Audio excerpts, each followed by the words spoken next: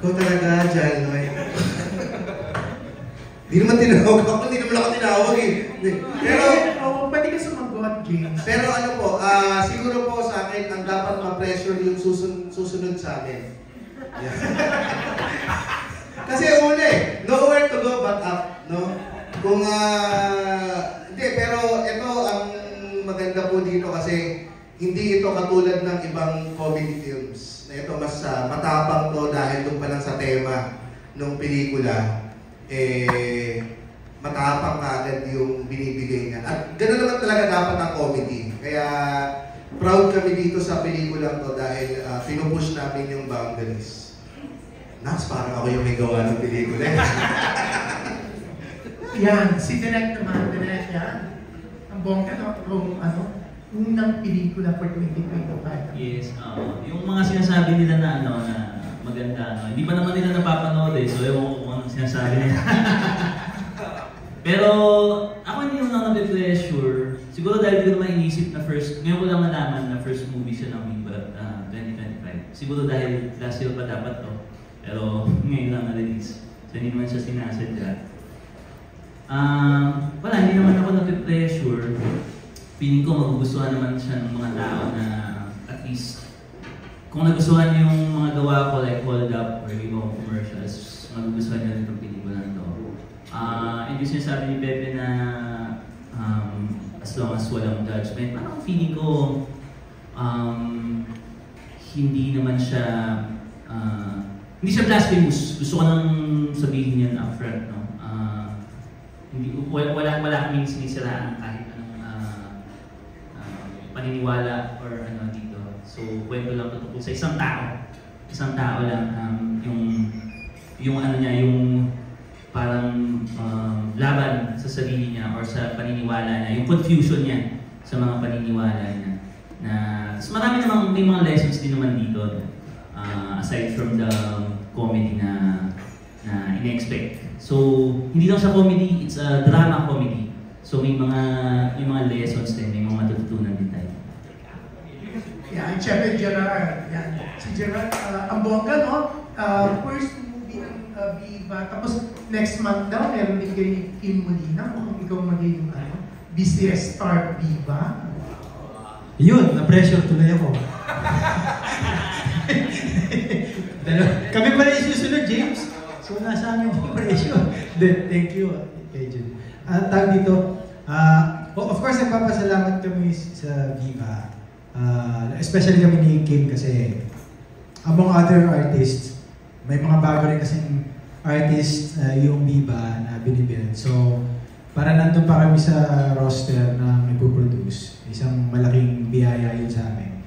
Especially opening salvo ng taon. Tapos in terms of sa pressure naman, ako personally hindi ko na iniisip yung pressure. Basta may palabas, may manood, masaya na kami doon. Ang isa lang na masasabi ko dito sa pelikulang ito, maganda yung tema. Sobrang ganda ng tema, yung plot. It's worth na ma-produce at saka worth it na ma-produce at worth it na mapanood. Yung tatak ng comedy nito, parang pangarap ko Hold Up eh. Yung matatandaan mo, hindi siya yung formula eh. Of course, umiiwas tayo sa formula. Hindi man umiiwas, pero nag-offer tayo ng bago eh. Lalo na si Direk, nag-offer ng bago. Tsaka yung material nito, ano talaga to, pinagtuunan ng pansin ng the late Sherwin, yung nagsulat na kaibigan namin. So, ito yung huli niyang nasulat bago siya mag-pass away. At ito yung, I think, ito ba yung unang pelikula ni Sherwin na simulat? Hindi naman yan. Hindi naman, di ba? Pero ito yung last. So, nung nabasa namin yung script, sabi na pamura agad kami. Ay, siya, ito yun. Ito na naman yun. Another pangarap ko Hold Up. But, yun nga, iwasan na lang yung pressure. Lalo na kay Direk kasi, syempre, ang ganda nung, nung reception ng tao dun sa pangarap ko Hold Up eh. Pero wala nang pressure kay Direk to kasi ang gusto lang naman ni Direk eh, make enjoy yung lahat. Hindi, ngayon nagka-pressure since sinabi mo parang pangarap ko Hold Up. Para madamay ka. Hindi, yung sensibilities ng comedy is the same. Pero yung yung hold up kasi, wala kang matututunan dun eh. Puro kagaguhan lang talaga yun eh. Pero ito, since hindi ako yung nagsulat talaga, si Sir Wing, maraming life lessons na sa perspective ng writer. No? Yeah. Na wala ako nun. So, yun. Ang bag ko dito yung comedy. Pero yung mga lessons yan, kay Sir Wing na yan. Pero eto si Gerald, ang sipag-sipag, ayaw kay Kim, no? Ang sipag, dahil feeling ko eto yung pagdagdag sa budget, sa kasalan. Siyempre, lahat kami excited na, di ba? Kasi, siyempre, nag-propose ka na, di ba? This year may kasal? Depende nga sa budget.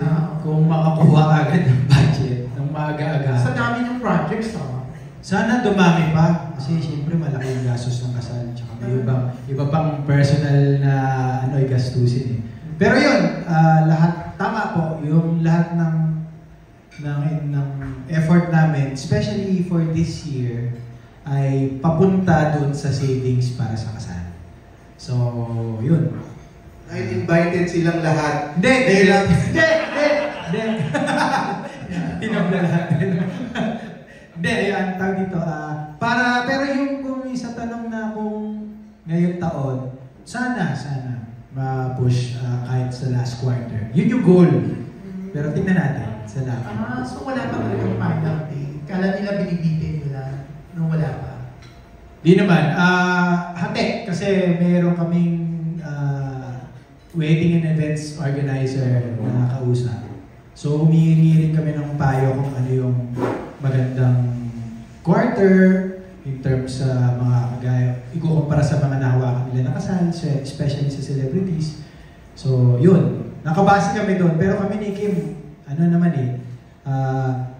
nakabango kami doon sa idea na basta masaya, dapat masaya pati yung mga tao na kasama natin. Yung mga tao masaya kasama.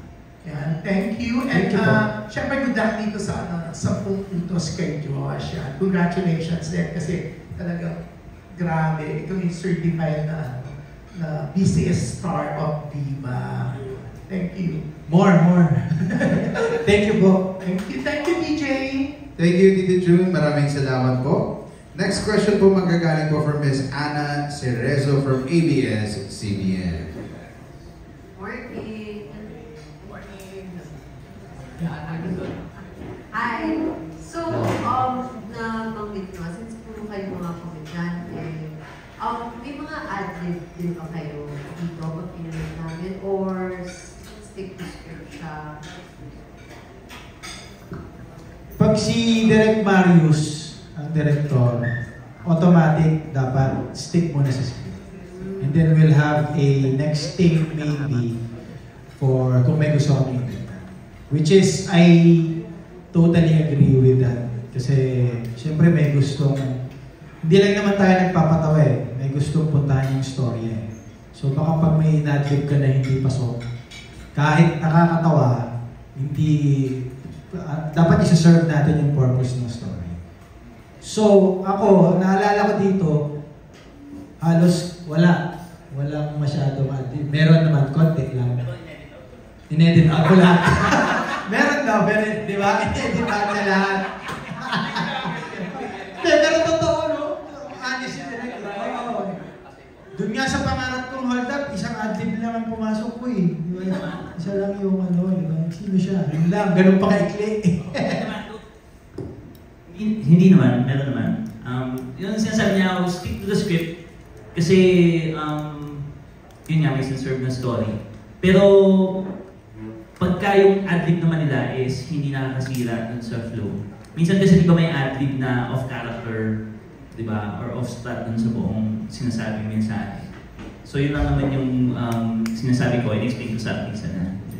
Pero pag may adlib na nakakatawa, na hindi naman nakakasira sa flow, mapasok naman. Medyo madami siyang siguro isa lang naalala niya kasi tumatak yun dun sa order. Pero marami kang adlib doon.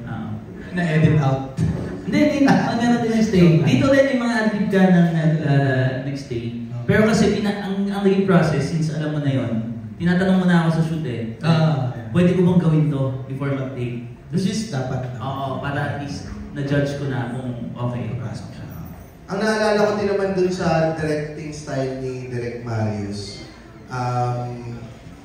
sinasabi na sa lahat ng nandun sa crew, hindi nakakatawa tong pelikulang to habang ginagawa natin. Kasi pachi-pachi naman per segment, di ba? Sinasabi niya, hindi kayo matatawa per se. Kasi as a live performer, kami dalawa ni GB, stand-up comedian kami from Comedy Manila. Ang sanay kami, yung reaction ng kaharap namin ng live. So, ang reaction namin, reaction ng staff, ng cameraman. So, nahihirapan kami nung una na mag-adjust dun sa directing style. Pero nakakatuwa kasi alam ni Direk Marius kung saan papunta yung storya. Kabisado niya, alam niya kung paano ito magiging nakakatawa as a whole. O dapat. Tiwala din kami. Dapat kasi hindi niya alam saan mapapunta to. Huwag na mag-shoot, no? Hindi, ako naman, Ana, palagay ko yung ad-lib. Hindi lang sa shoot, pati sa dubbing. Minsan, doon din nagkakaroon pa ng magic. Kasi, kunwari, tumalikod yung character ni Gerald. May lull moment. Pwedeng bigyan pa ng instruction nila direct na, bigyan mo nga ng konti pang hirit. Yun, nangyayari din yun. Tapos, hindi siya halata, pero ang ganda rin. Thank you. Thank you po. Wait, sorry. May follow up. Yes, Miss Ana, go ahead. May I ask then, si Sherwin, can you tell us about what happened or when he passed away and last project na if you don't mind sharing? Okay. Check yan. Si Sherwin, so nung ginagawa, simulan ko nung yung process na tinart namin yung writing nitong 10 utos, or naisulat ka na ng buo.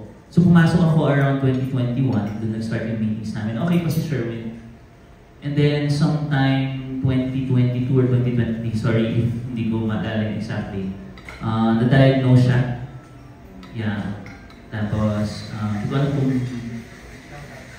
lung cancer. So, na-diagnose siya ng cancer. Pero tinuloy pa rin namin. Nag-edit pa rin kami ng draft. And then last year, ayun, nag-pass away na si Sherwin. So, ang sayang lang nun, hindi niya naabutan yung premiere nito. And hindi siya nakapunta sa set. Kasi since medyo may sakit na nga siya nun, parang sabi ko sa kanya, pumunta siya sa set. Doon sa mga madadaling days, no? Mga hindi masyadong stressful days, para hindi siya maano. Pero yun, unfortunately, hindi na siya umabot. Pero I know for a fact na magiging proud si Sherwin dito kung napanood niya. Kasi ang tagal namin nag-collaborate for this since 2021 up to 2024. So 3 years namin siyang binibigyan talaga ng oras. So sana mapanood niya sa langit. Sa mga hindi din nakilala kay Sherwin, isa siya sa mga veteran comedy writers din ng ABS-CBN shows like Boy Bulibit, Home Sweetie Home, eventually punta rin siya sa Happy Together. Nasa team siya ni Direk Bogot Ortiz ng mga writers. Isa sa mga magaling ng mga comedy writers talaga. And nakasama ko siya sa Boy Bulletin as one of our head writers doon. So, to have him write this movie, tapos kasama kami, minsan kasi nagsa-stand up comedy doon si Sherwin. So talagang ang laki ng ambag niya sa comedy scene sa Pilipinas. Yun ang problema pag writer ka, hindi mo alam na ang kami na pala nila ambag sa comedy ng Pilipinas. So sana kung susulat niyo ito about him, let one know kung gaano yung tulong niya sa comedy, and to have him be the writer of this movie means a lot to us comedians. Kasi gusto natin yung legacy niya talaga tumagal, makilala siya ng maraming tao, sundan siya ng maraming writers at comedians sa Pilipinas. Idagdag ko lang rin, the last, probably one of the last biggest project na head of creatives, one of the heads of creatives si Sherwin is Last One Laughing. Namin nila Bryce, yeah. Siya sa head creatives. Yun yung uli naming trabaho ni Sherwin. Mentor pa rin si Pares tayo. Kasi ano siya, di ba may kanya-kanya tayong writer, yes. Tapos yung mga head of creatives, may mentors. So siya yung mentor namin. Yes. Thank you so much for sharing.